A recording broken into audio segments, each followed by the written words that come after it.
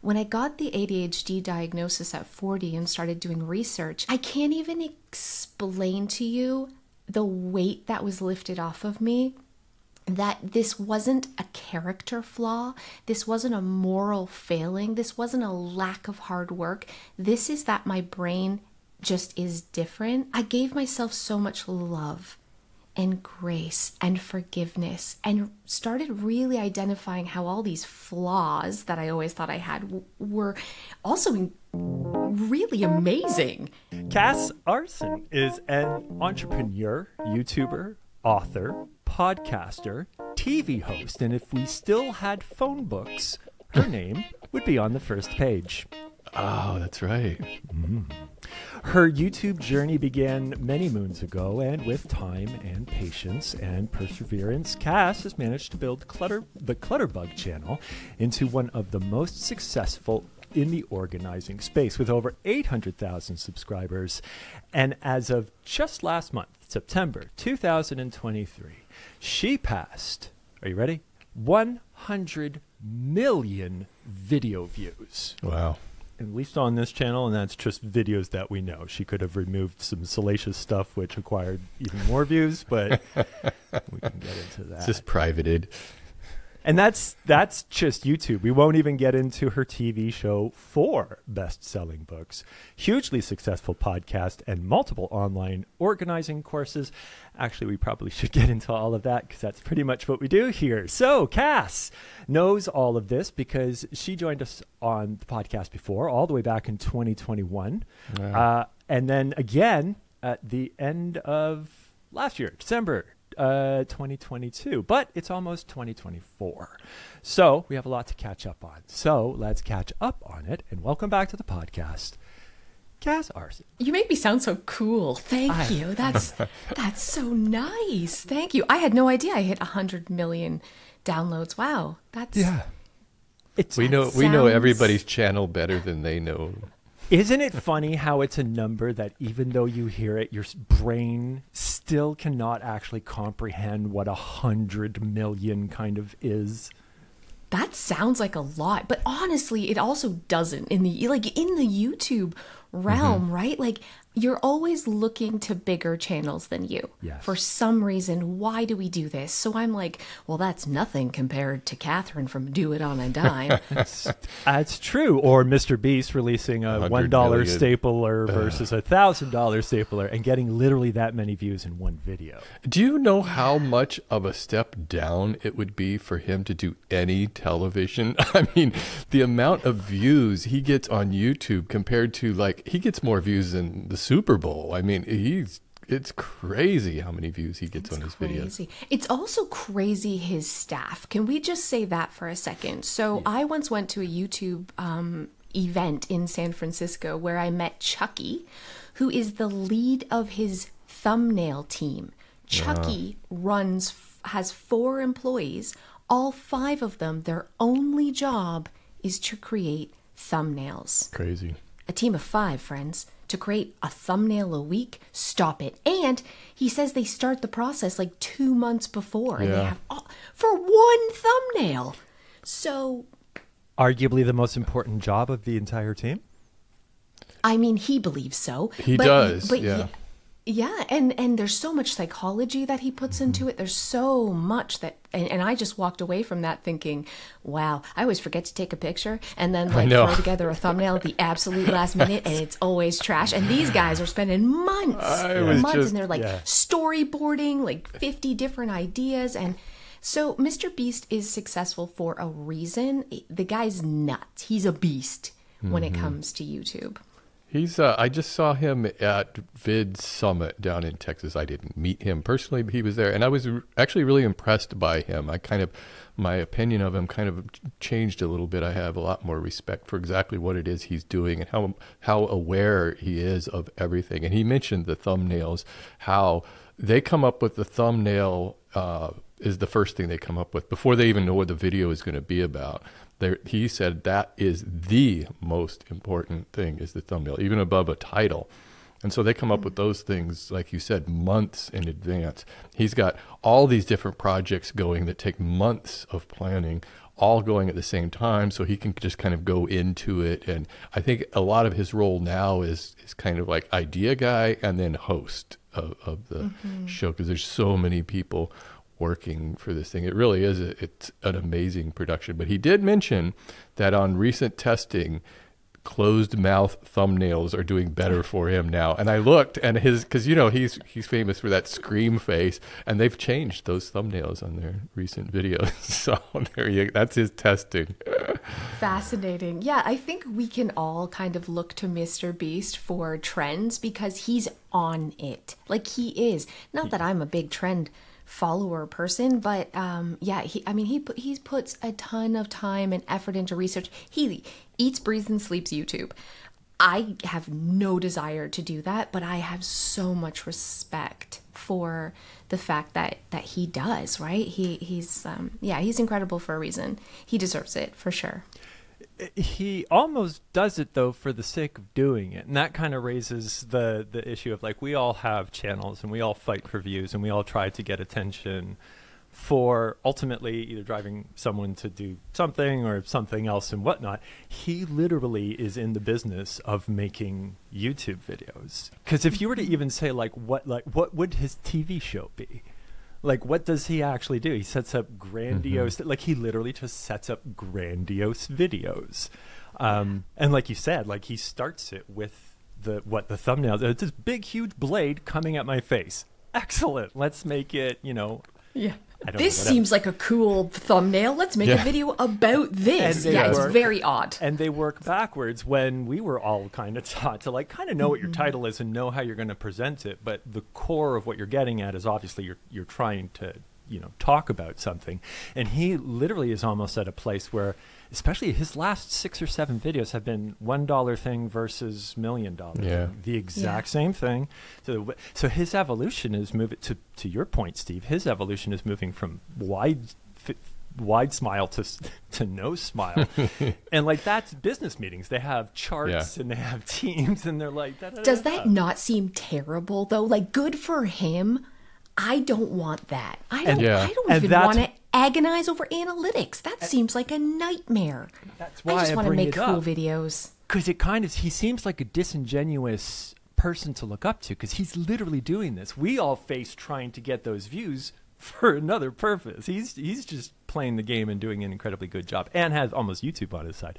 And we're all stuck over here trying to me, it sort of begs the question, is it art? Is what he's making, or is it just a commodity, like an art product, or just like a concept? Like, so, like, if I continue to push the boundaries, because apparently his videos completely lose money now. It's not about that anymore. He's made enough of a name that him just making videos, so, like, the whole measure is off at this point with him. But for him, I think it's all about views and human psychology and what's getting clicked on more, and how can I get I get literally like millions. He wants billions of people to watch him. And so in that regard, I think it's really fascinating because we're not going to do $1 versus $1 million stapler, but knowing kind of, he knows what the general audience wants. So how can we look at what he's doing and just take a few key takeaways from that when creating our own videos?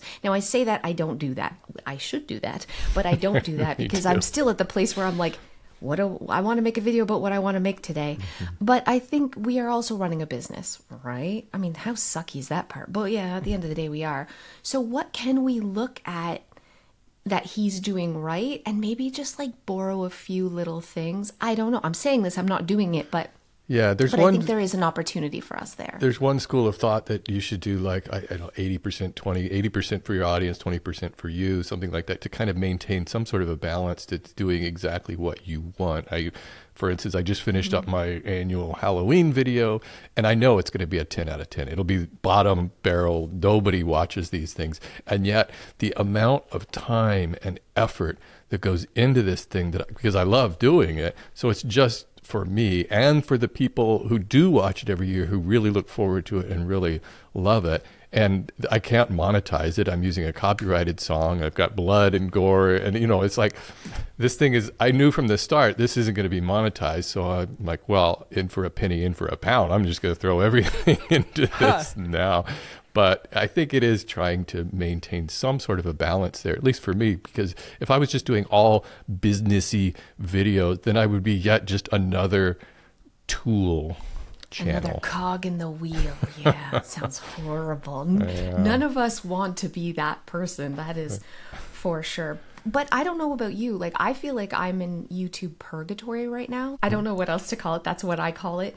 But when I've put out a couple of videos that are huge stinkers, it's very hard to get back into the algorithm. Now, I've spoke to people at head office in YouTube. They deny this. They say this has nothing to do with it. But my last few videos have been bad. And they've just, like Steve, like you said, I knew they were going to be bad, but I felt like making them anyways. And then when I released a video that my audience should be all over, it has an incredibly high click-through rate, which we know is the indication of, like, people are seeing it, they're clicking on it, but it's 9 out of 10. And the reason is it's not getting recommended at all. So external links, crazy high. Click-through rate, amazing. The people who are getting fed it are clicking on it, but it's not getting fed to my subscribers. And I feel like that's because my overall watch time is so low from the craptacular videos the weeks before. I may be wrong. I'm not going to pretend I know the algorithm, but have you noticed this? Like, once you have a couple stinkers, they like punish you, kind of thing. Well, I don't think the I don't think they're punishing you, but yeah.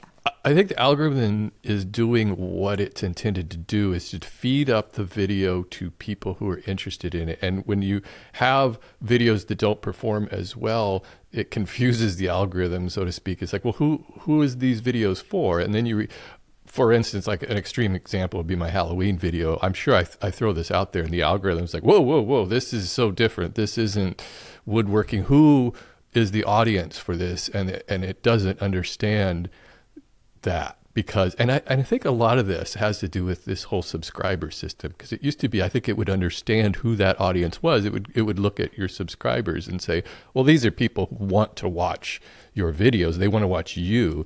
And since YouTube has placed that on such a low peg in their recommended engine, I think, what you're talking about is definitely noticeable. Do you also think it might be a system of the algorithm was used to pushing to subscriber feeds and whatnot, and now that they've switched more towards watch time, which is the case because we have access to the beta thumbnail tester that YouTube has, where you can test 3 thumbnails, but they don't do it based upon click-through rate. They do it based upon watch time. Yeah.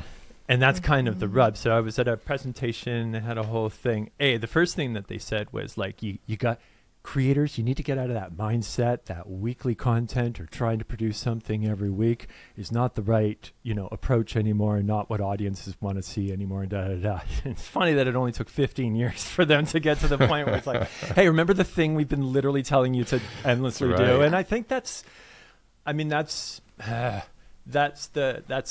the problem they face. They have to know how to show the right thing to the right people. However, they realized that the click-through rate was such a false metric, because it captured someone's attention, but capturing someone's attention and then making it relevant is the other part. That's TikTok. And that's how that's why obviously they're prioritizing watch time. And it's interesting because I've been using it for a few videos now, and the thumbnails that I normally thought would work aren't the ones that work, and the ones that feature perhaps Melissa or a face or a those are the ones that work. And you realize that it's the people who watch these videos watch substantially more of them, so that's a much more valuable demographic for YouTube. And now I'm starting to understand that from our point of putting out that Halloween video and just being like, yeah, it's not going to be X, but it's going to be what it'll probably get 30,000 views, 25,000 views. Yeah. And that becomes so we have to get used to this is what it is, and it just kind of fills this just hole. Prepare yourself for it. It just kind of stinks when you get when you're out of the algorithm. But I do want to share, Are the people who listen to your podcast, like, do they care about YouTube-y things? Well, I think at this point they know. better. I hope so. Okay, so listen. That's what we talk a lot about. Because the trick that I've kind of found, and they deny this, because I brought this up to like the YouTube people when I went there, and they were like, no, that doesn't seem to work. And I'm like, well, it shows that it does. So when I find, like, right now I'm in purgatory, if I release a really long video, you know, a 40-minute video, anything over 20 minutes, but if it's 40 minutes, that thing is getting fed to everybody. Why? Because the watch time is longer. Yeah. And so I can recycle old content, kind of cut it together, do new talking points to it, but create a very long video, and my watch time's longer. And so that video is getting fed to more, and now I'm back in. Also, I found that if I produce a video that's under 10 minutes, what the heck is the point? It could be amazeballs. It's dead in the water because the watch time isn't long enough. And the other thing that I've found is if I have a week where I've had a real stinker, like this week, real stinker, I'll do a live on the Friday, and I'll do question and answers for an hour. And that magically, now maybe everybody's channel is different, but again, it's almost like, because I've got a long video, it's like I've had one video that week that had really long watch time, even though it's 2 videos. Does this make sense? Or I'll release a bonus video. Yeah, totally. Or I think you're onto perhaps something. you've just had your engaged audience do an engaged thing with you for your previous video. So now when you release your next piece of content, literally it's going to just get so much more prioritized. So it's not, to your point, like, it's not just because it is actually just because. It's because, and we were talking about this offline, texting and whatnot. I want to do a weekly live where you can just, join us from 12 to 2, and you can just ask questions and live, and it's different than what the video cadence is. And now you have this engaged group of people who the next time they come, they're going to be recommended your older videos or whatever your newer video is to engage with people. And it comes down to literally making the video content as low production costs as possible, as much as possible. That's the great thing about a live, is like, it's nothing. It's no B-roll. It's zero work. I just sit and chat. But I do find that people stay, even if I have an hour live, people are staying for the entire hour, which is increasing the watch time a lot. And the CPM, or the RPM, listen, I'm not really big into analytics, but it's usually quite high for lives.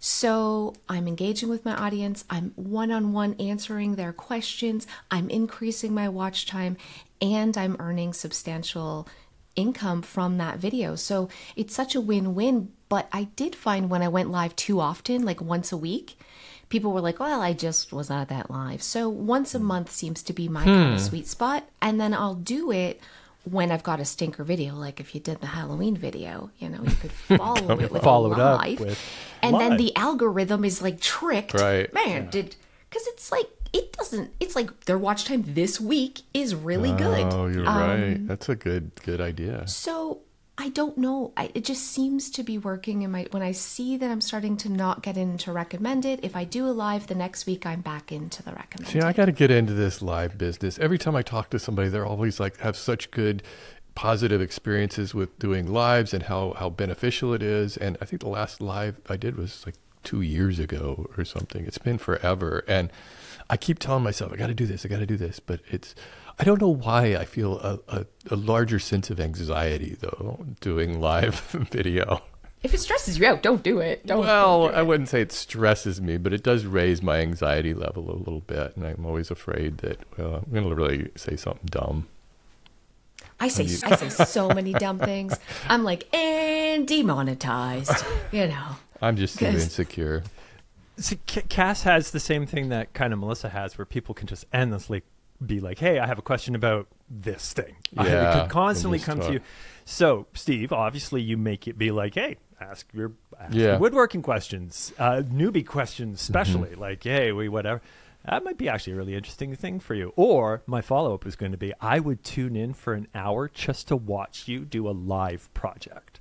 Yeah, like I've a done that traditional before, too. project, 100% would or like a love 2 or that. 3 hour, and you just like today we're making a thing, and it's just like you in real time, and you also kind of take a break to like whatever, or you can explain like, who I just came up with the idea out of like right That's now. a good I think idea. I would watch The that, other dude.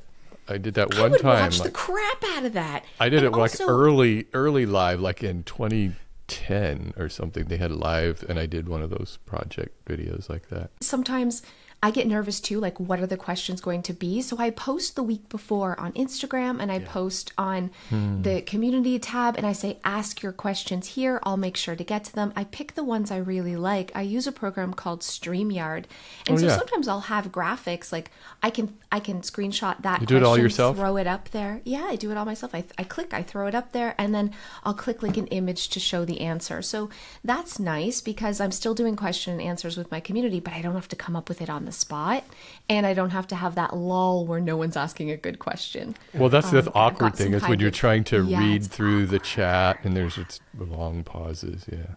It's Do awkward. you answer questions in the chat or not? I do, yeah. So Is it I hard love for you to StreamYard too. read through the chat while you're talking, and Starting how do to you need avoid those glasses. pauses? So what I ask people to do is put a question mark at the beginning if they have a question, so it kind of sticks out. And then I use StreamYard so I can scroll back up over top while I'm just talking, and then I click on it, and then the question comes up big because I have problems reading, friends. I'm getting old. I feel like I need bifocals now. So using that program StreamYard makes it a little bit easier for me. Oh my God, I'm getting an earthquake alert on my phone. Oh, I've never seen this before. Emergency alert, severe, earthquake detected, drop cover, hold on, protect yourself. USGS shake alert. Oh, am I supposed to freak out about this thing? Look at that. it's not it's the flashing. It's the That's yeah. there is you go. 100% an earthquake. If you feel a rumble, dive under your desk. It's true. This is cool that we're recording this now, though, too. Wow.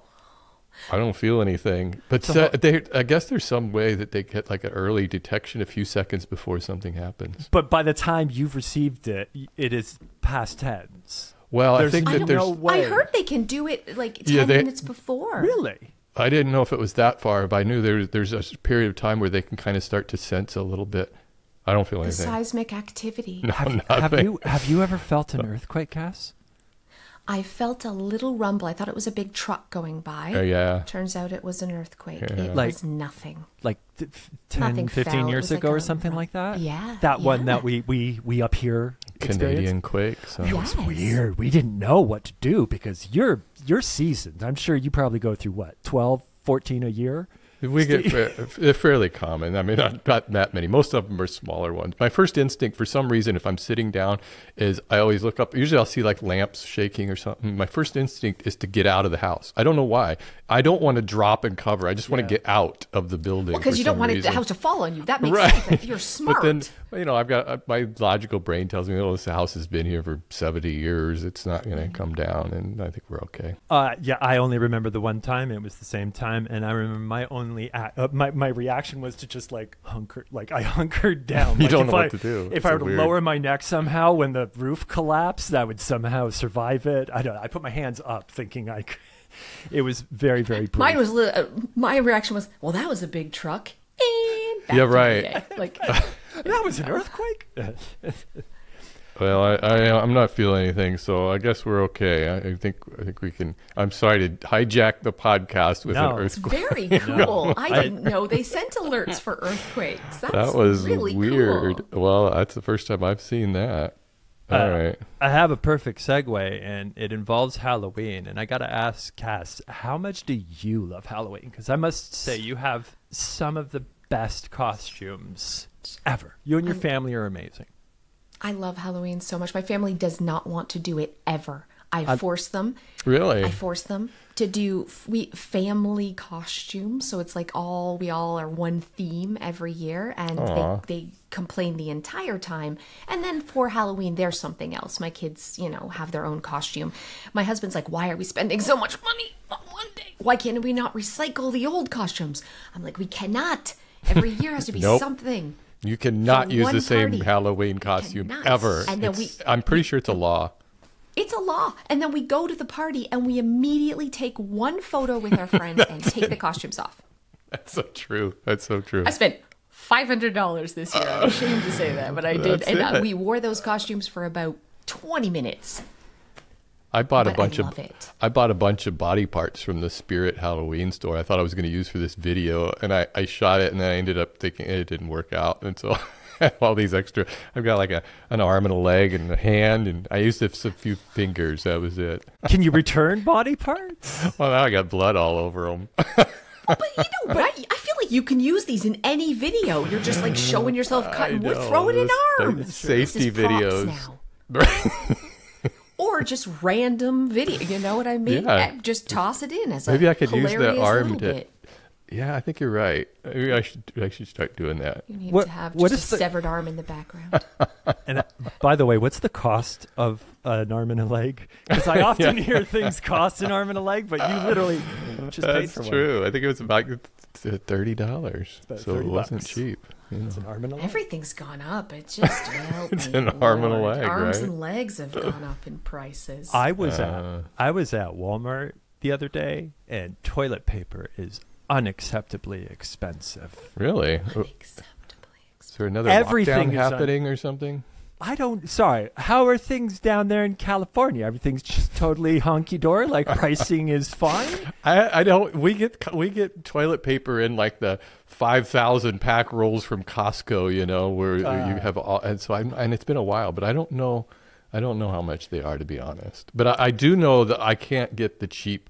This is probably TMI. I don't like the cheap toilet paper. I got to get the 2-ply soft, good toilet paper. It's like, okay, that's something I'm going to spend the extra money on. I think it is kind of a Canadian thing, Chad, that we've seen a drastic increase in just consumable goods, right? Yeah. Lately, we don't usually buy paper towels, but we went to the store to get paper towels for bacon, right? Because you want to pat the bacon. $18. Yeah. For 6 rolls. Wow. Was the cheapest. $18 for 6 rolls of paper towels. Now, that was like sticker shock for me because I don't usually buy it, but it's nuts. It's crazy up in here, up in Canada. I think it was 24, which is a lot of rolls, but it was like $36.99 or something. Like the price was ridiculous. And like looking for like, oh, here's the one that's on sale.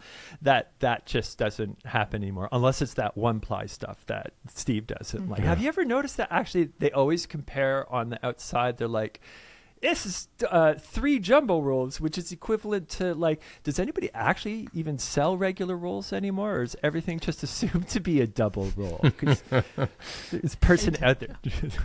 But see, My husband once bought this like massive Charmin rolls and it didn't fit on the toilet. Like it was too big for the. You can't spin And I'm like, it. this is a design flaw, bro. You sell toilet paper for a living. You didn't think to see if it would fit on a standard toilet paper roll? Well, I'll give you a plot twist here. I've got bidets on both bidet toilet seats on both of our bathrooms, so we don't use a lot of toilet paper. So You still do, but not as much. So you have access to all this toilet paper, and you don't even. You just. That's why it's been so long since I bought it. Blow your nose with it. My goodness. Once you have a bidet, baby, you'll never go back. You'll never go back. Bidets are. Have you been in a house or stayed somewhere where there's a bidet? Never had the water squirting in the butthole. Get one. You will. It will change your life. We got it at Costco. It's a seat. It's when you install it, and it you can change like the angle, the temperature, the jets. It has a little blower, and it has like a deodorizer, and it's like going to a spa or something for your backside. This is it has a remote control too. I don't know. Been on. I don't. The thing that got me, I thought was the funniest thing, is it has a remote control. Why do you need a remote control when you're just sitting there? Are you going to get up in the other room and start using it or something? I don't know, but you sit there and you can play with the remote control. If both hands are busy, how do you even use the remote? So what? Yeah, that's odd. Okay, well. I don't know. Let's not. But that's really fascinating. I didn't realize. I thought you had to have a whole new toilet. I didn't realize they had like adapting systems that you could use for your tradition. They're beautiful. They're wonderful. And it's like, I think it was Oprah or somebody who said, why do you have a bidet? And she says, well, imagine if you pooped on your hand, would you be happy just wiping it off? I saw a TikTok about that. Would Yeah. you just wipe it with dry toilet paper and go on with your day? Never. It's good. Oh, That's well, good. It's Chad, help us out. Poor here. Chad. We're learning Poor some Chad. stuff today. Get us back on track. I want to get us back on track quickly. No, I have. I know what I was going to mention to you, Cass. You know what I'm going to be doing in first part of November? I'm going to have a garage sale. I'm going to declutter my store. I have a storage unit with mostly tools and stuff that I don't use. You have a storage unit, Steve. Yeah, I know. This is. I don't even know if this is Cass approved to have a storage unit, because that's like an example of you got so much shit you got to get rid of it and put it. And so what it does is it defers my decision to get rid of things to a later date. And now is that later date. And so I've got.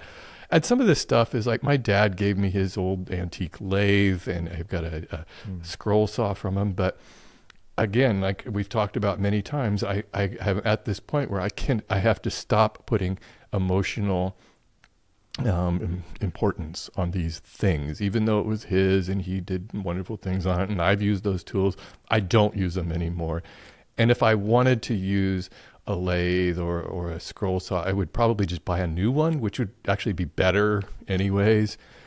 So I'm going to have a garage sale. There's like this community garage sale thing that kind of it was the impetus to this, because it's like, so all the houses, if you can sign up for it. So one of these, so it's like a whole neighborhood garage sale thing. So I think that's my best bet, but I got to go up to the storage unit and get all this crap out of there and bring it here. And also I have found selling things is usually a little bit easier than giving things away. It is. It's a good way to dip your toe in the water, because you feel like you're getting something back, so it's not crazy wasteful. And I love garage sales because I would recommend gathering everything 2 days before, because what you're going to see is once you start, you're like, oh, I also have those old blankets I never use and those picture frames in the attic, and I also have, and so you'll find more things to go. So give yourself at least 1 day, because it gets your like mojo going when you start gathering things for a yard sale. Oh, that's good. Is the objective to completely clear out the storage unit so you will not have to have this storage unit anymore?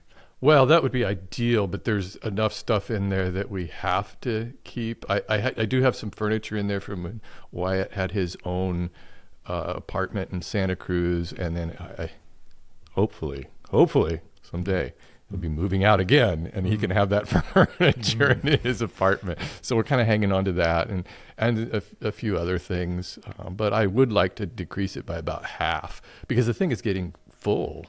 You know, I mean, it's crazy. I go up there like once a month or every other month or something, because I need to drop something off or pick something up. And I think, God, there's just so much crap in here. And now you're doing the lathe a disservice, because the lathe is just sitting in a storage unit. Exactly. So as much as you want the best for it, you don't have the chance to give it to it. It needs to have someone else give it to it. Yeah. What? Yeah. Yeah, storage lockers are so dangerous because it does kind of placate us, right? Like we have this object and we're like, I don't want it in my house anymore.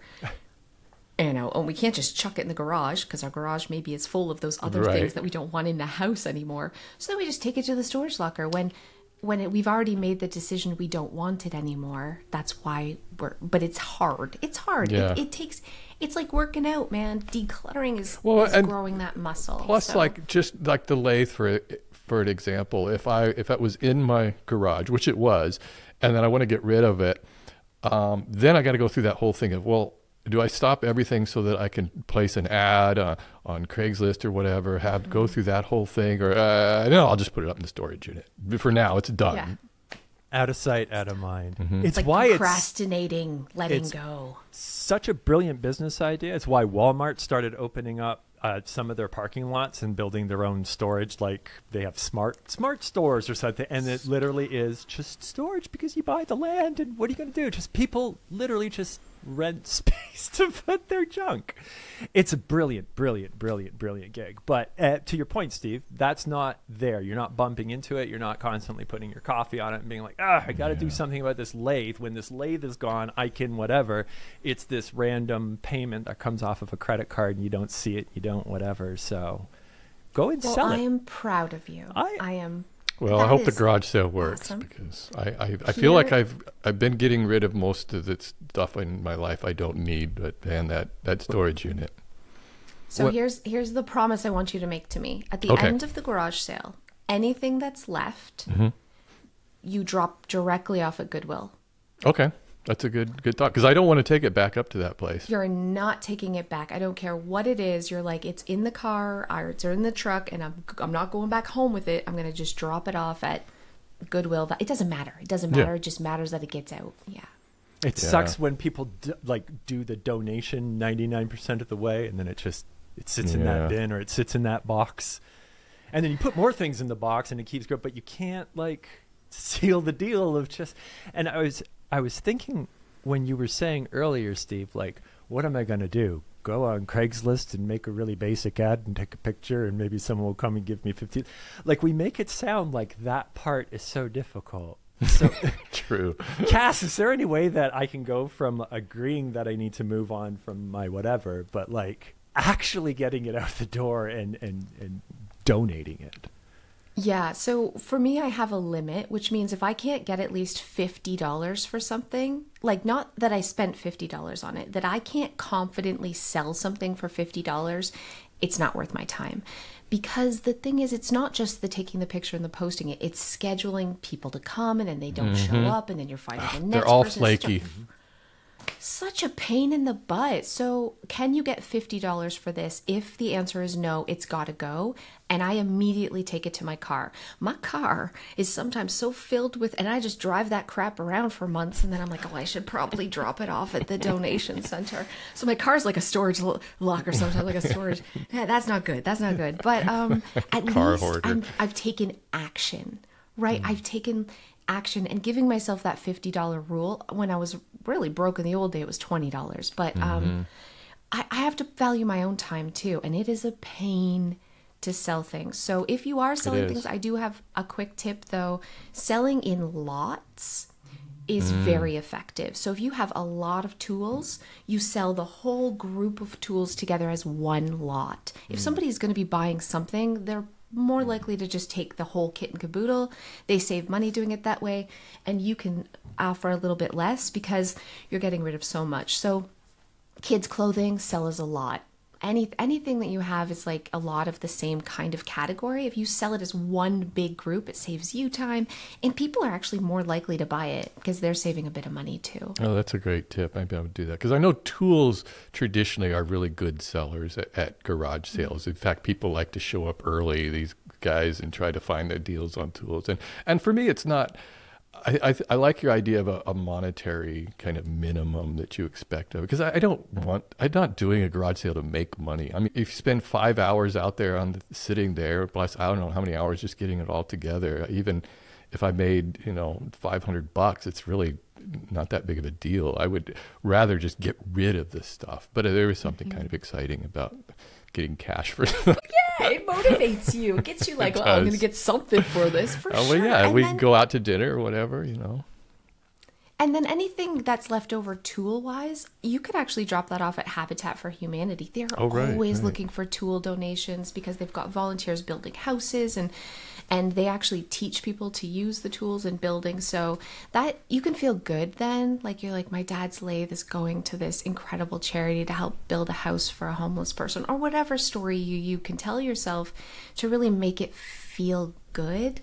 If you don't sell it, right? To Goodwill, here's what I tell myself.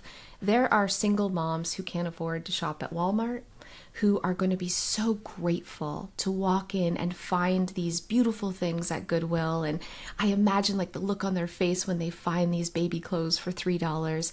And that makes me excited to drop it off, right? I kind of tell myself this story about the person I'm giving it to without having to find the person. It makes it easier. We grouped toys together when Riley started growing out of them, and we realized huge success when it was just we put all the Paw Patrol stuff together and be mass lot, $50, come and get it. And it's a great deal, but versus trying to like piece me, do you want the rider or the rebel? No, I just, my kid is saying Paw Patrol, so I just want to put a big box of toys in front of my kids. So that's the way those toys actually came in. We bought them in the same way, so we moved on in a similar fashion. Were you emotional about any of those toys from when she was really little? Yeah. Like, because when you're moving on from them, you're like, you acknowledge a lot of things too. You remember being on the ground playing with those toys and imagining the things with your little toddlers. And quite like anything, it has that emotional attachment to it. But obviously when it's your kid, it's like, no, this is elevated. Right. This is, or quite, I guess, to your point with your father, like it is. That's not just a regular lathe or whatever. That is something special. So it's tough. But once it started and it was gone and we actually had the extra space that we used to hold in the storage room as when we have another, or we'll pass it along to or like there'll be a logical time versus no, we should just gather all this stuff and sell it.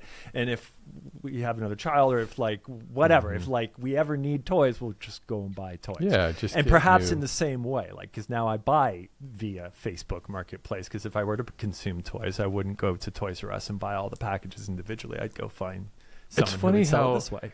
As parents, we can be more emotional about this than our kids are. I remember, going through several periods of time where we're trying to get rid of my son's toys. And I'm like, okay, you haven't played with this in a while. Do we need this? And he's like, yeah, I got to get rid of it. And then I would find something and like, I kind of remember this. And he didn't care. I'll put that up here because he's going to want to see that later. Yeah, well, exactly. And this is the problem. This is why parents give crap to their kids, thinking that, and it's just a burden when you have to take on the stuff that your parents give you as an adult. I am going to say, Steve, listen, decluttering for you is going to be harder than for other people because of your organizing style. Here's what I found. I've decluttered literally thousands of people, and what I call a B, so a visual organizer that's really detailed and meticulous, for some reason, they have a very hard time letting go. And you're a B. I know you're a B. You don't even have to take the quiz. I know you are. And so you're visual. When you're a visual organizer, you see things and it creates an emotion in you just looking at things. But you also have that logical, detailed brain. So then not only do you have an emotional attachment to just looking at your things, but now you have that, well, what if one day I need this, or what if my kids want this, or what if my grandkids want this one day, or what if am I wasting money? And then your brain's like, blah, blah, blah, blah. So it's kind of like emotional and intellectual for you, which makes decluttering very hard for bees. So yeah, you may look at other people and say, how is it so easy for you to just, let go? It is hard for everyone, but it's harder for you. Yeah, I think I'm getting much better at it. In the past 5 or 6 years, I'm kind of letting go of a lot of stuff. And I'm definitely in this intentionalist. I don't want to say minimalist anymore, but I want to say I'm an intentionalist. I really want to be intentional, especially what comes into the house. And it's like a muscle. Like you work it and you work it and you work it. And then, when you're working out and you have really big muscles and you're working them out, you get so much more enjoyment from the act of. And now I've taken the past 6 months to get through probably the most emotional, important decluttering that I've had to just kind of do for one reason or another.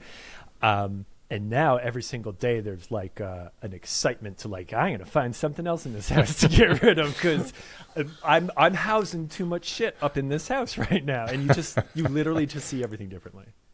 I've been in your house, Chad. I have to say this. I want to say this. I went and visited you and Melissa with my husband, and you have the most beautifully curated home. You are intentional.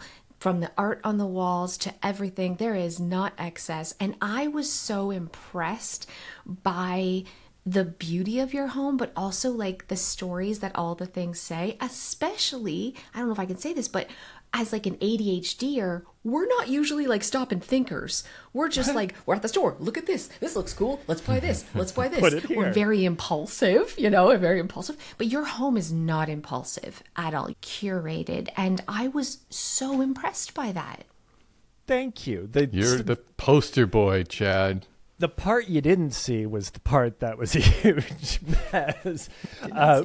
I actually think you saw you saw the deepest, darkest corners of our kitchen, which really represents neither of us having a huge connection to cooking. So it just ends up being one of those spaces where it's like we both need it and we do our best to like whatever. Well, it was an absolute mess. So even though there's parts of our house which have that type of order, it's when you see that disorder in where it really starts to like gnaw at you and whatnot. So either way, getting through all of that and getting through the most difficult stuff has made everything else like super easy. Do you reckon this is probably the most difficult one for you, Steve, the lathe? Or do you have, it's funny I use that as an example, but probably those two tools. He had the lathe and a scroll saw, and those things are 70 years old, and it's just, I don't know why that number means anything, and I guess just because he had it, I guess when he was like a teen he bought those things, and he's 88 now, and I don't know, but I'm much better about that. I'm committed to getting rid of it. I know it doesn't make any sense to keep any of this stuff. But it's something about, I think, just growing up that my family always put so much on how, your grandmother had this, you got to keep this, or there's always this, somebody had this, so therefore it has to be important to you. Yeah, it's that guilty clutter that gets passed down from generation to generation to generation, right? Like my mom kept this for 60 years. It must be important. So then you keep it, and then your kids are like, grandma kept it, my mom, I gotta keep it. And then our kids have storage lockers for crap that we didn't even care about. It's so burdensome. Only, it's just, I think I mentioned to you before, I've got my grandmother's china. I don't ever remember her using it, but for some reason she wanted me to have this shit. Now it's up in my attic. We've never used it. And it's like, why am I keeping this stuff? I remember having conversations with my parents about like, well, when we die, we can pass this on to you, and yes, your brother can have this one. It's like, do we actually want? Do we have a say in this? And I mean, how old's Wyatt? He's 26. He's 26. And like, he's already of a generation who do not see those things the kind of the same way maybe that our generation. Like, we grew up in the finish your whole plate, there's starving kids, and like that, like just this mindset of like, if it's here, you need to just whatever. You got to keep it. You Yeah, exactly. Know. You had it, And the wartime mentality, I'm not in any way dismissing the reason why a lot of people have, kind of that mindset. But like, I think these future generations, literally within weeks of her losing interest in something, it was very easy just to be like, do you still want this? And she'd be like, no. Like, no attachment to it whatsoever, happy to move on. And she also understands that this can go and be enjoyed by someone else, and that was never a thought when we were growing up. Cass, we're like breaking the cycle. We are. We're helping our kids out. Do you think, as people like myself and Chad, we've talked about this a lot of times about really trying to embrace this more minimalist, intentionalist lifestyle, there's a part of me that wonders if this is really coming from sort of a place of privilege, because we can afford to buy new stuff if we need it. So it's kind of like, oh, we're so high and mighty being able to get rid of stuff. But when you look at like a lot of hoarder situations, there are people who are just like, they're afraid that they're not going to have the things the next day. And so everything they keep is somehow important. Yeah, I hear that message a lot. I hear people saying, well, it must be nice.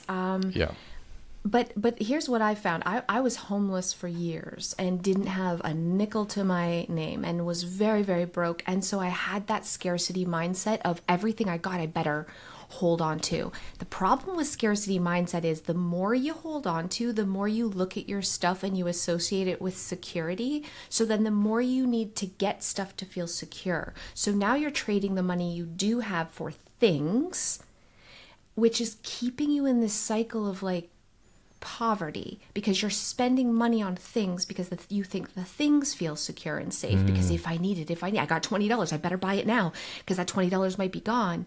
But now your $20 is gone, and the thing you've purchased is never now worth the $20. So what I found is The more you let go, even if you're not financially stable, you trust yourself, I know I'm never going to need this extra thing, the less you spend. And that's the truth, because you're kind of slowly moving out of the scarcity mindset. When you are in it, hoarders in hoarding situations almost always struggle financially. Right. Yeah. Right. And then when they do get money, they're buying things and they're stuck on this cycle. It's very hard to see, but once you start letting go, you're like, oh, my life is a little bit easier. Oh, I didn't actually need that thing. We start with things like trash. We start with really easy things we know we're never going to miss. We're slowly building that muscle. And this incredible thing happens is we start having more money. And that's something you cannot explain to people. They really just have to experience it. And I've seen this again and again and again. So we can say, oh yeah, decluttering comes from a place of privilege, but I can promise you your clutter is costing you money. Right. And that's the truth. It's costing you money because your mindset is that things equal safety. And that's a dangerous mindset to have. Do you have any thoughts on this, the kind of the popularity of the hoarding cleaner upper videos and TV shows and all of these things? Yeah, so I'm actually really good friends with Matt Paxton, who was on Hoarders for years and years and years. And the truth is, if you go into a hoarder's home and remove things without them making the decision on every single thing, hoarding is anxiety. Hoarding is caused by fear of the unknown, what to make a mistake, fear of financial insecurity. If you remove that security from them, now you've just made them more anxious. They're going to hoard even worse than before. It's a terrible thing to do. So what Matt does, and a lot of the really good professionals, every single thing has to be their decision. And it's positive reinforcement, and you can see long-term success when you couple it with, therapy and other things. But you can never say you have a family member who hoards. Do not go in while they're on vacation and clear things out. You are 100% going to make that worse. But what explains the popularity of people wanting to watch this? Why are people so drawn? I'm drawn to watching these videos. And is it just kind of an exploitative thing that we just love seeing how those people, at least we're not that bad, kind of a thing? Or is it on Hoarders, there's a lot of those episodes where there's really no good resolution. They're able to clean up a little bit, and it's kind of disappointing when you do see those episodes where the place is actually cleaned up. It does seem satisfying, but I also wonder how much of that is just TV. I think it comes from twofold. I think a lot of us want to root for the underdog. I think we want to see someone succeed. There's real, I get personal fulfillment watching a story of someone else transform their life. And I think that's why we like those transformational videos. And the ones that they don't succeed, I think we still feel some level of motivation too. Like, oh, I don't want to get like that. Even if we're not hoarders, we can kind of am I 6 cats away from this situation? At least I'm not that guy. But do you, I find if I watch Hoarders, I want to declutter after. So it does. Yeah, it makes me want to just clean everything. 2 types of people. People are using it for motivation, not for this isn't like a 600-pound life thing where it's let's mock the person. That's awful. I think people are actually using it, hopefully. I'm hopeful. Listen, I'm trying to see the good in humanity here. Seeing it for motivation, but also because we really love stories of people succeeding. Feel happy for them. I think of the show Intervention, which I used to love and I used to hate at the exact same time, because I was this is horrible. I shouldn't want to watch this, but there was this draw to want to watch it because it's I don't think my life will get this bad. But to your point, Cass, it's nice to see that this person can overcome wow, they were a heroin addict and they found whatever. Wow, this person was living amongst, 100 cats and now they've figured out how to whatever.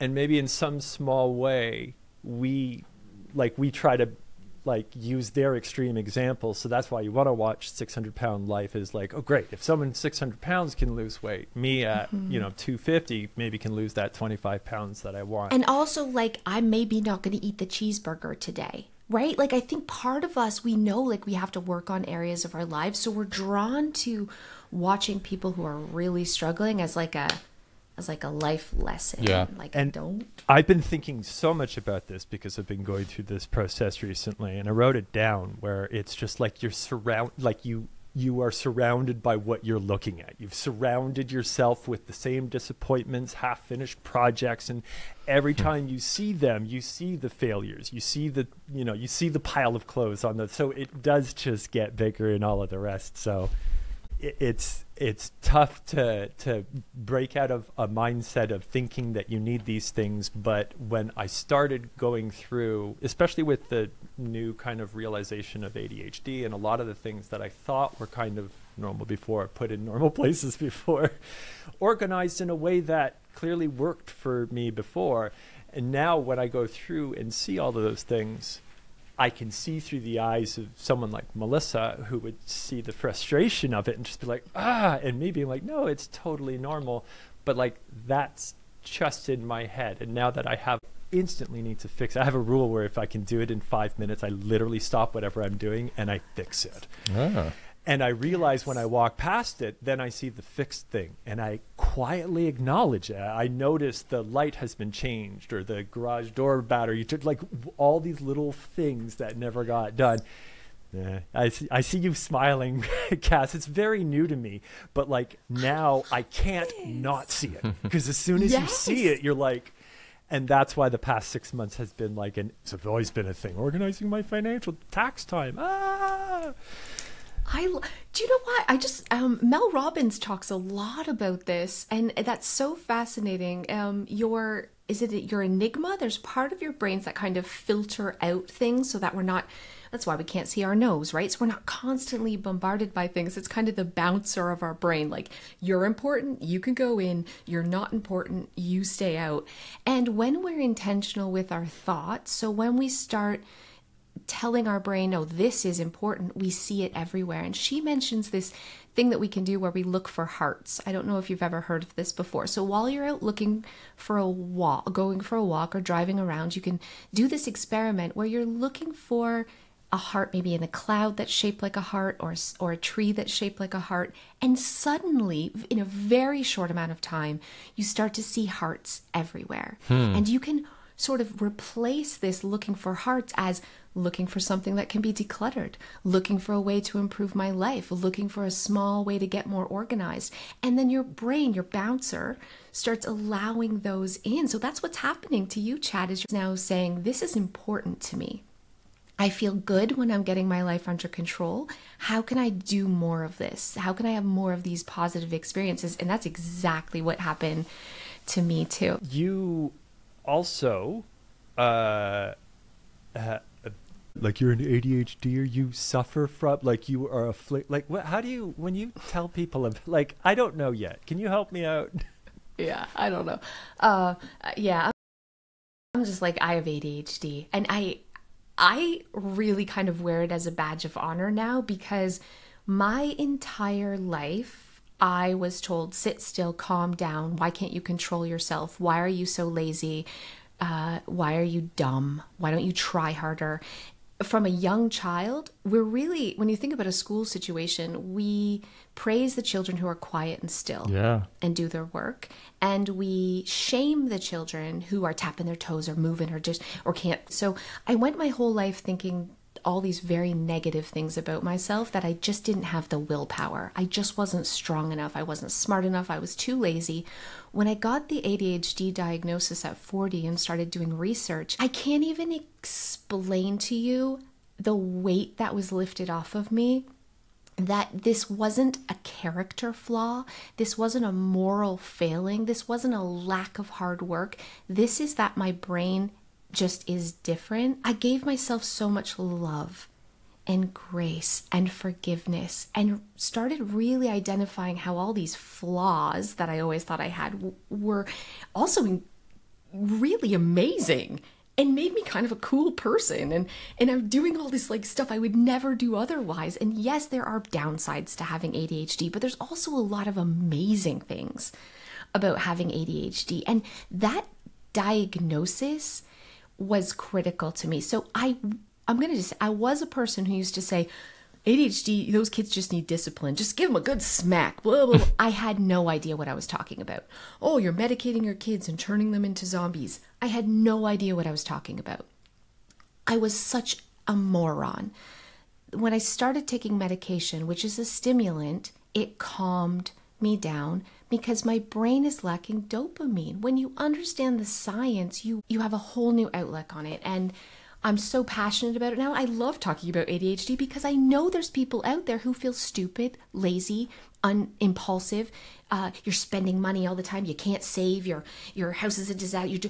Guess what? There's nothing wrong with you. Yeah. You have ADHD. But with you are children, not failing. With children, don't you think it's important that it seems to me, and again, I'm kind of outside the box here. I may not know what I'm talking about at all. But it seems to me there's been an effort over the past couple of decades to instantly turn to drugs for these kids when the problem is the situation that they're in, that kids have different learning styles. This is the reason why we took our son out of school and homeschooled him, because he could not sit still. And it was like he needed to move around. He needed kinetic things. He needed to write with his fingers. He needed to, all of these things that a structured classroom setting is not prepared to do. It's sit down and shut up. So that's the problem. Totally the problem is the system, not the kid. Totally the problem. But can we change the system? We can take our kids out of school, but if we just, and we can try to tell our kids, listen, it's not your fault. But the truth is they're learning that I'm not as good as the other kids, and that they internalize that. And so we have two options. We can fight like hell to change the school system, to allow kids to have a learning structure based on their natural, like get them up, move around. Or a job, right? Like I couldn't sit at a factory and stand all day. I would be terrible at that. So we have two options. We can break the whole system and remake it, or we can help children achieve success in the system that is available today by stimulating their brain so they don't have to. Now, it's not changing their personality. That's the thing that I did learn. I am the same person. I'm just less impulsive, and I'm less hyper. And we live in a world where we just always can't be crazy pants all the time. So I agree with you. In an ideal world, we shouldn't be medicating ADHD at all. I think it's bullshit. I'm sorry I've said swearing, but I do. But also, do you want to use your kid to fight the system, or do you want to have them happy and healthy and set up for success? I don't know. That's a tough one because you're trying to just get them to conform. As a parent of a 5-year-old in senior kindergarten, I didn't know there was a senior kindergarten. Yeah, they do. They do JK and SK now. And then when you become an SK, you're an SK leader. And you help the JKs out. Actually, and that is my point. She loves school. Her friends love school. Her friends do not have that type of interaction. They have a calming zone. So they all identify where they're at. They have conversations about like, oh, look, someone's in the red zone. Someone's having these feelings. They talk about them. They have things all in the thing.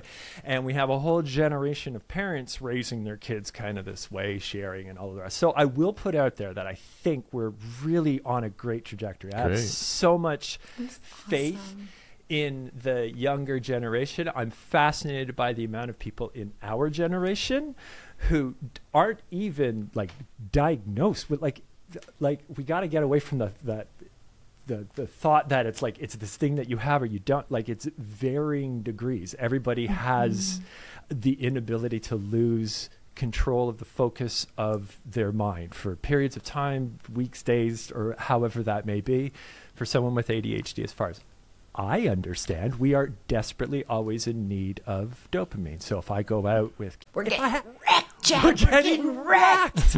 And then, right. And then we'll just fall asleep and we'll deal with the repercussions because we know that we know what we need to. It's the impulsive. It's like, you want to jump off that bridge with me? Okay, cool. Let's go. Do we know if there's debris in the water? We're going to find out with our legs. Right. And it's like every single thing in your life runs through that filter. And someone with ADHD, or at least I guess diagnosed, or someone with a serious case of, like, acknowledges that it's everything. But I really am firmly believing that every single person on this planet deals with what we deal with in smaller amounts. It's probably a spectrum, I'm sure. Yeah. And so my kids, 2 of the 3 definitely have ADHD. They're not on medication because they're not struggling in school. So I wouldn't even think to medicate them unless it's starting to affect their self-esteem, unless they're starting to feel lazy and stupid. And like, I just think, yes, I agree with you, just giving medication. But the great thing about ADHD medication that I didn't realize is it isn't something you need to take all the time. It isn't addictive to your brain. It literally is like coffee. It's a stimulant that you can take, and it's calming. And so at first I was like, I don't want to do that. But then I don't take it every day. I take it on the days I got to put on my big girl pants and do important things. Yeah. And it makes life a little bit easier sometimes because I don't have to fight the constant urge to be looking for dopamine all over the place. So I used to think really negatively about it until the first day I took a pill. And then I'm like, I had it all wrong. Do you, and how long has your medication kind of, like, the issue with me when I went on medication was like, I don't know what I'm looking for. I don't, like, am I supposed to stop shaking as much, or do I stop over talking, or like do I know what is going to be affected? What did you feel, or how did you experience when you started going through medication? Honestly, I did not even notice a difference. The people around me noticed a difference. Isn't that weird? Really? And you have to rely upon everybody else to what tell were you they how noticing? you are. What were they noticing? My mother said, oh, you're so much less rude today. Really? Yeah. And my husband was like, oh, you're spending a lot less money. Okay, that's a Oh, that's good. Yeah. I said to my doctor, I don't feel anything. And he was like, I was like, I don't feel any different.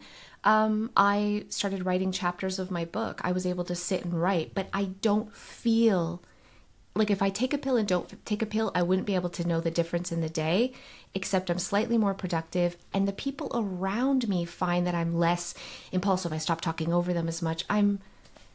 Yeah, it's very strange. Chad, do you find the same thing? It's tough to, like, go on a medication and have to be reliant upon everybody else aside from, like, you have to acknowledge that it's like, I don't know, am I different? And of course, when you hear, it's like, yeah, you're not kind of the same way that, it's like, I get that. There's this huge new kind of awareness. So I guess that would come with whatever. But then I talk to people like you, and it's like, well, what medication do you take? And it's like, oh, it's this. And then, well, I took this. Should I look at that, or are there others that? And that's also kind of the part that got overwhelming and confusing. It's like, is Vyvanse the one that I should be taking, or should I try something else? And none of them are like so dramatic that it's like, yes, that's the thing. And do we even need it at all? I don't know. I'm just flailing over here. All right. I'll put out there, because it's like, this is probably the only space that I would say that. I'm actually at the point where I just want to consider, like, what would life look like if for like 2 weeks I'm just like nothing, and I want to see if I would see the difference. But like, I understand how crazy that ends up sounding. Like, no, it's not. It's not. No, it does. Here's the thing. It isn't like an antidepressant or another medication where it takes time to build up in your brain. You can't go cold turkey. It isn't like that. It is literally a stimulant, just like drinking a caffeine. So don't be afraid to go on and off. And I've talked to multiple psychiatrists about this, and they're like, yeah, they actually take children off a lot of times because it does curb your appetite. So they'll put children on and off and on and off if they're losing weight. Does nothing to your brain. You don't have to worry about that. I say go off. And my feedback from my loved ones is I'm less annoying when I take my medication, but I don't know I'm annoying. Right.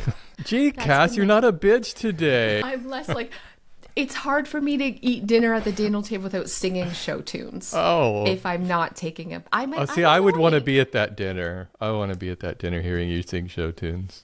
Thank you. Dinner and a show. We live in a world where we reward people who behave themselves. Yeah. It's conform. And the oddballs who are singing and dancing and being weird and impulsive, it's off-putting to people who are neurotypical. But those are the people who change the world.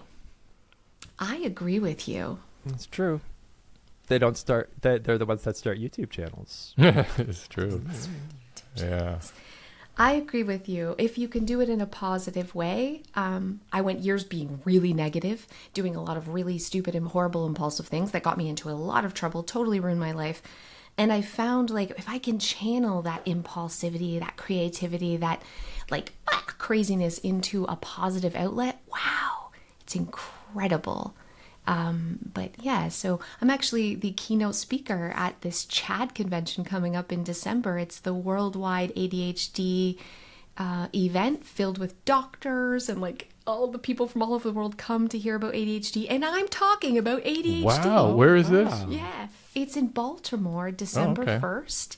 And they've asked me to be the keynote speaker. I'm terrified. Like, what am I going to say to this group of doctors? But they just want to hear my story because, you know, I talk about having ADHD and I've found success, which is difficult, really, sometimes, because we do live in a world where it's like there's rules to follow, and ADHDers tend to struggle with following rules. And so I'm excited to, I don't know, I'm going to talk about something. But that's amazing.